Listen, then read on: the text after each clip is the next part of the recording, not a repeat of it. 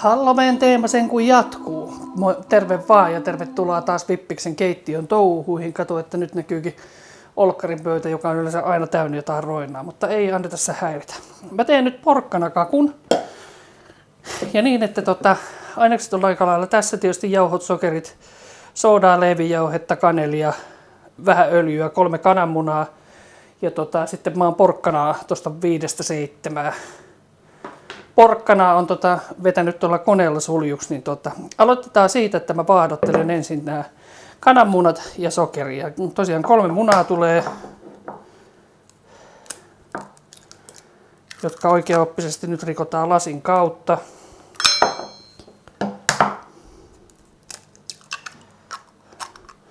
Ei enää oteta riskejä, vaikka ei näissä niinku S-ketjun munissa nyt yleensä ole mitään ongelmia ollutkaan. Et enemmän se liittyy noin kotitilojen kanaloiden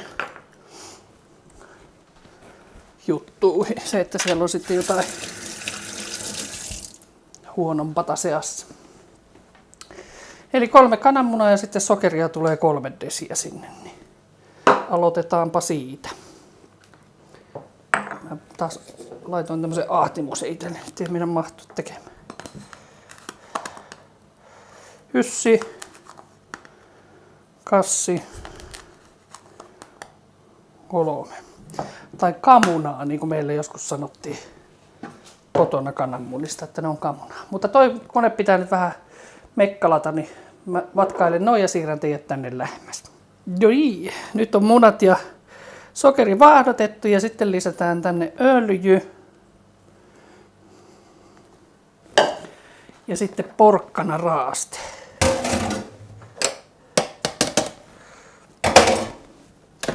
Raastoin nyt tällä hienommalla terällä, että se ei jää niinku palasiksi tuonne kakkuun kuitenkaan. Taikka semmoiseksi salaattia kusöis tyyppiseksi. Lisätään nämä.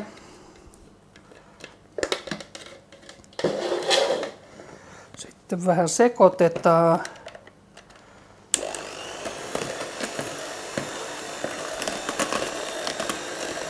Se on sitten makea tuo porkkana, se tällaisessa leivonnassa, niin oikein viimeistään niin kuin huomaa, että hops, väärä suunta. Noin, se otelkoon siinä hetken. Sillä aikaa mä sekoittelen tänne kuivat ainekset, eli aloitetaan vaikka vehnäjauhosta 3,5 desiä sitten.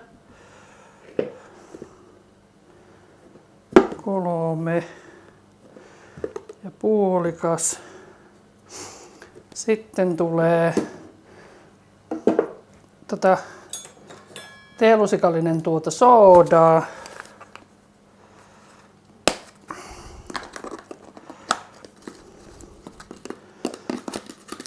Saankohan mä täältä kaiveltua? No saan just hyvä. Suudaa. Sitten on leivijauhetta, teeluska tätäkin. Kanelia 2 teelusikallista.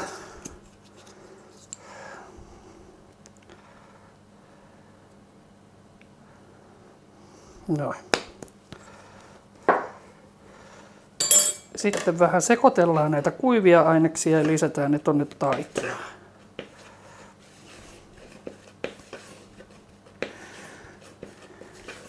Uuni on lämpenemässä 175 astetta ja paistellaan semmonen 50 minuuttia tätä sitten. Kaiken kaikkiaan. Yes. Eli lisätäänpäs tästä jauhot tänne vähitellen. Ja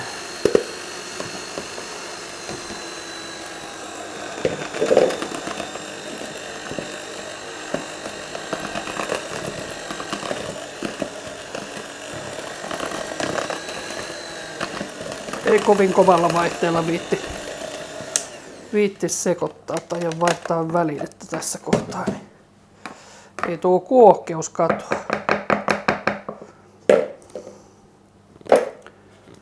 Vaihdetaan nuolasia vai lipasia. Saadaan reunalta emmeet kyyttiin. Noin, ihan kivan näköinen kakkumassa siitä tuli. Jepsistä. Ja sitten holautetaan se tuohon vuokaan. Ja vuoka on nyt tällä kertaa suihkuteltu tuolla Keijun vuokaspreillä. Enkä laita ollenkaan leivinpaperia, niin testataan nyt vähän tämänkin toimivuutta tässä samalla.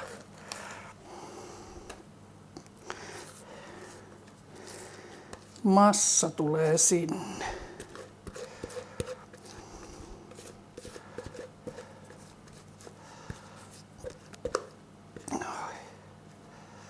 Kaikki mahdollinen sinne.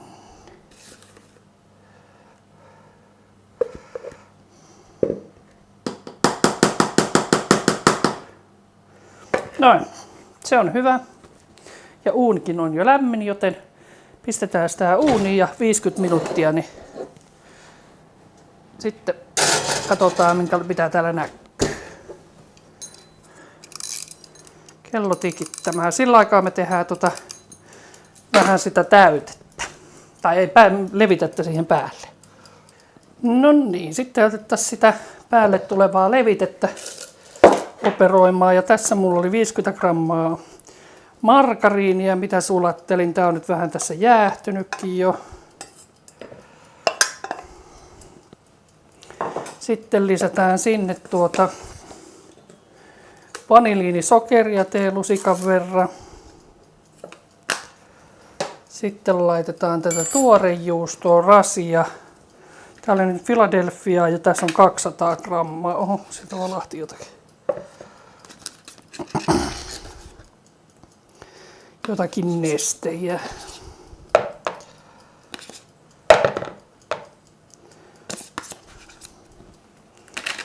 Tolla lailla. Ja sitten vielä tomusokeria, niin pitäisi saada 1,5 desiä täältä. Onkohan taas niin kojahtanut paketti, että tuleeko edes ulos? Olisiko se 1 ja 1,5. Sitten tätä pitäisi saada vähän sekaisin.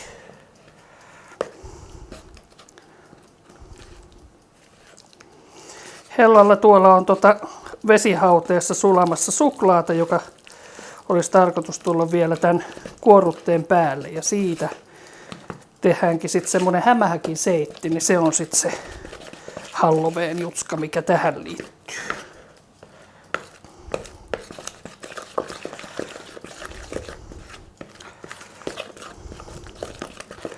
Mutta vielä on paistoaikaa semmoinen 0,5 tuntia, niin sulatellaan toi suklaa ja sekin pitäisi kerätä vähän jäähtyä, että sitä kärsii sitten laitella tonne kakun päälle. Ja kakkukin pitää jähyttää, niin nyt on varmaan sitten se virallinen tauko.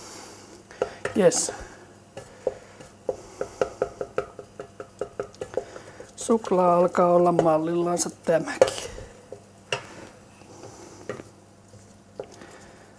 Noin. Hyvä. Näemme siis varmaan tuommoisen 3 vartin päästä, kun kakku on vähän jäähtynyt, että päästään tekemään seuraavaa työvaihetta. No niin, kakku on tullut uunista ja se on tuossa vähän jäähtynyt. En ihan osunut keskelle paperia ja siirtämääkään ei näköjään oikein pysty. Mutta sitten laitetaan tää tuorejuusto tökötti tähän päälle, niin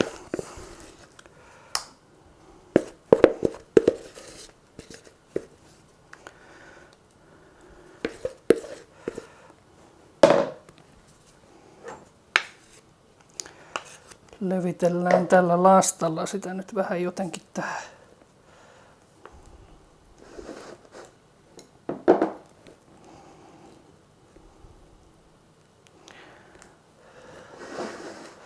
Ihan hyvin näköjään toimi toi vuokaspray, että ainakin tämä kakku lähti ihan helposti irti. Taikasana siinä taitaa olla, että sitä täytyy vaan laittaa tarpeeksi sitten. Jos tekisi vähän pienemmän halkasian vuossa, tämän se olisi korkeampi tämä kakku ja tuplamäärä täytettä, niin voisi laittaa väliinkin täytettä tätä tököttiä, jos tykkäisi. Mutta tämä menee ihan näinkin.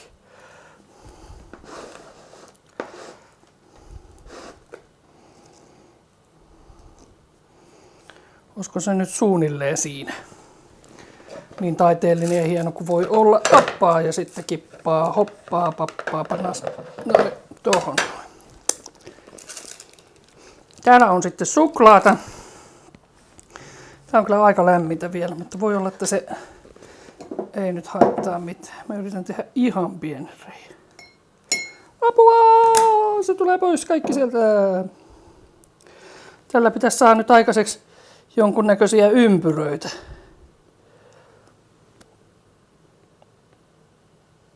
Tää on vielä, olisikohan mun pitänyt vaan antaa tämän vähän jäähtyä enempi. On kyllä niin epäkesko kakku kuin voi olla, mutta mitäpä muuta minulta voisi odottaa. Pannas toi tuohon. No, joka paikka suklaasta.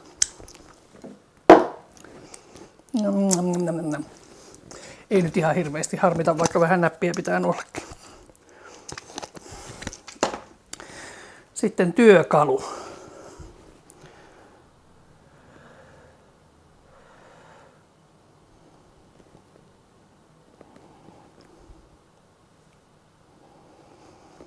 Noin.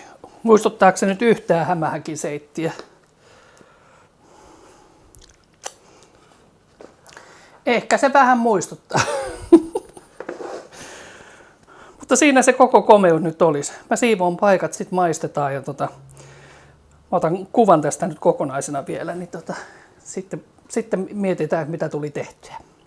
No niin, sitten olisi se maistelun aika. Siinä on kuppi kuumaa teetä ja lautanen ja lusikka ja sitten katsotaan mistä kohtaa. Tuolla on jo töhryä, niin sieltä otetaan pikkunen siivu ja maistetaan.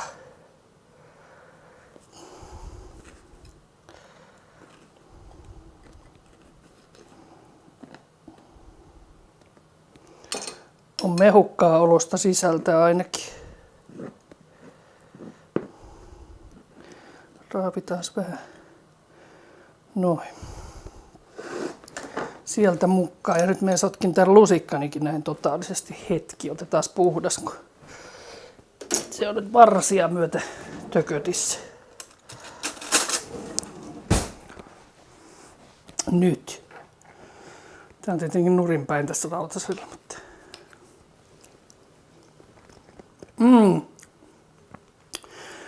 Oi kun on hyvää. Kaneli ja porkkanan makeus ja tää on tää kuorute tässä. Tietysti siinä on tomusokeria niin paljon, niin sehän on ihan mahdottoman hyvää. Kyllä, tätä kehtaa syödä ja ehkä tuolta nyt kehtaa jollekin tarjotakin, mutta tässä olisi taas yksi Chef Members tämän lokakuun Halloween haasteeseen liittyvä tekele ja katsotaan mitä vielä keksii tässä lisäksi, keksiinkö enää mitään, mutta täytyy sanoa, että ajatuksia on kaikenlaisia, mutta katsotaan mitä tehdään, mutta muistakaahan katsella toistenkin membereiden jäsenien kanavia ja olkaa aktiivisia kommentoimaan mitä tykkäsitte ja ehdottakaa mulle sitä 800 tilaajan spessua, että mitähän mä oikein tekisin. Mä lähden nyt juomaan ton teekupposen ja syömään kakkua hyvällä mielellä. Kiitos kun katsoit. Nähdään taas.